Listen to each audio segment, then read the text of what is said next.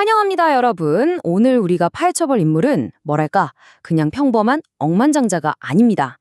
무려 50년 동안이나 월스트리트의 그 피말리는 전장에서 위험 관리의 끝판왕으로 살아남은 전설이죠. 바로 폴 튜더 존스입니다.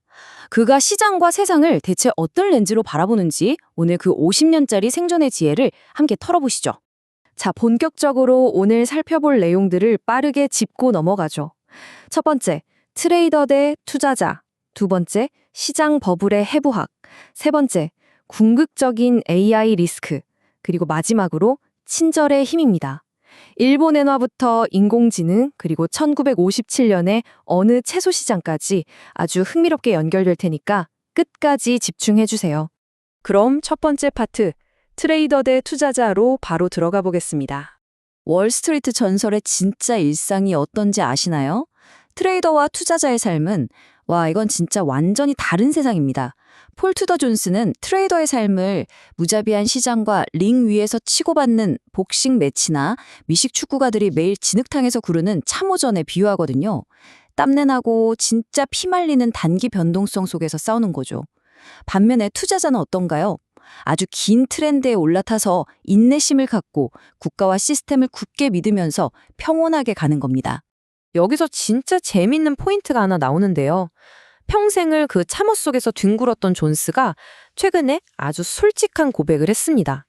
예전엔 미국의 장기적인 성장을 믿고 평온하게 복리의 마법을 누리는 워런 버핏을 보면서 약간 조롱하기도 했었대요. 그런데 버핏이 무려 9살 때부터 그 복리의 힘을 깨달았다는 걸 알고 나서 50년 만에 이렇게 말했죠. 워런, 혹시 이 얘기 듣고 있다면 진짜 깊이 사과드립니다. 당신이야말로 복리의 진정한 오리지널입니다. 정말 유쾌하면서도 뼈 때리는 깨달음 아닌가요? 자, 그럼 두 번째 파트, 시장 버블의 해부학으로 자연스럽게 넘어가 보겠습니다. 평생 리스크를 관리해온 이 대가가 거대한 금융 시스템의 치명적인 위험, 그러니까 버블을 어떻게 냄새맡는지 볼 차례인데요. 이 연대표를 쓱 한번 보시죠. 과도한 레버리지나 파생 상품이 어떻게 시장을 주기적으로 박살내는지 아주 잘 보여주는 미니 서사시 같습니다. 1970년대 후반에 벙커 헌트가 미친 듯이 레버리지를 당겨서 은을 매립했다가 폭락했던 사태부터 파생 상품 한도가 없어서 터져버린 87년 포트폴리오 보험 붕괴, 상장하자마자 끝도 없이 매도 물량이 쏟아졌던 2000년 닷컴 버블까지 결국 통제 불능의 레버리지가 항상 문제의 핵심이었습니다. 자, 그런데 여기서 여러분이 진짜 주목해야 할 숫자가 나옵니다. 바로 252%. 이 숫자가 도대체 뭘까요? 현재 미국의 GDP 대비 주식 시가총액 비율입니다. 감이 잘 안 오신다고요? 1929년 대공황 직전이 65%였어요. 252%면 진짜 말도 안 되게 압도적으로 높은 수치인 거죠. 존스는 여기서 평균으로 회귀해서 시장이 한 35%만 빠져도 GDP의 80에서 90%에 달하는 어마어마한 역부의 효과가 터질 수 있다고 경고합니다. 한마디로 우리는 지금 역사상 그 어느 때보다 극도로 레버리지가 낀 시장 한가운데 서 있는 겁니다. 물론 폴 튜더 존스 같은 마스터는 절대 감정적으로 판단하거나 어느 한쪽 편을 들지 않습니다. 철저하게 중립적인 시각으로 막대한 재정 부양책, 늘어나는 국가 부채, 그리고 중앙은행의 정책 변화를 데이터로 봅니다. 예를 들어 최근 일본 총리 선거 같은 정치적 이벤트가 아주 저평가되어 있던 엔화 가치를 밀어올리는 결정적인 촉매제가 될 수 있다고 분석하는 시기죠. 정부와 중앙은행의 액션이 어떻게 거대한 시장의 방향을 트는지 그 메커니즘을 날카롭게 짚어내는 겁니다. 이어서 세 번째 파트입니다. 궁극적인 AI 리스크. 폴 튜더 존스의 시야는 단순히 금융 버블에만 갇혀 있지 않아요. 인류 역사상 그 어떤 발명품도 따라갔던 아주 단순한 발전 모델이 있죠. 화면에 보이시죠?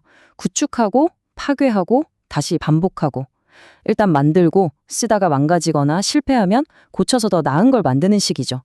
태초부터 우리는 이런 식으로 눈부신 발전을 이루어왔습니다. 그러니까 여기서 진짜 핵심적인 문제가 등장합니다. 50년간 리스크만 파고든 대가의 눈에 볼 때 AI에서 이 파괴되는 단계는 절대 용납할 수 없는 수준이라는 거죠. 왜냐? 어느 회의에서 AI 모델러들이 아마 5천만 명에서 1억 명 정도 사망하는 사고가 나야 사람들이 안전을 진지하게 생각할 것이라고 무덤덤하게 말했다는 거예요. 이 꼬리 위험이 터지면 그냥 기계 오류 수준이 아니라 말 그대로 수억 명의 생존을 위협하는 끔찍한 실존적 위협이거든요. 기존의 발전 공식이 AI에서는 아예 성립할 수 없다는 겁니다. 그래서 존스가 내놓은 해법이 뭐냐? 아주 직관적이고 강력합니다. 무너진 신뢰를 회복하고 딥페이크 같은 사회적 교란을 막기 위해 워터마킹을 법으로 강제하자는 거예요.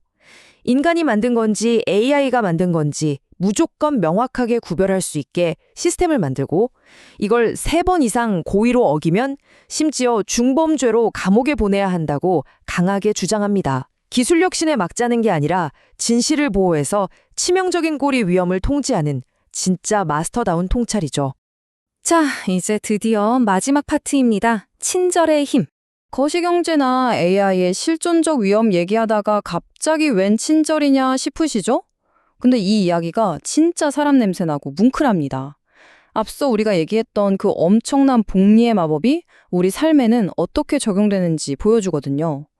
1957년 2살 반짝이 꼬마 폴이 북적이는 채소 시장에서 그만 길을 잃고 맙니다.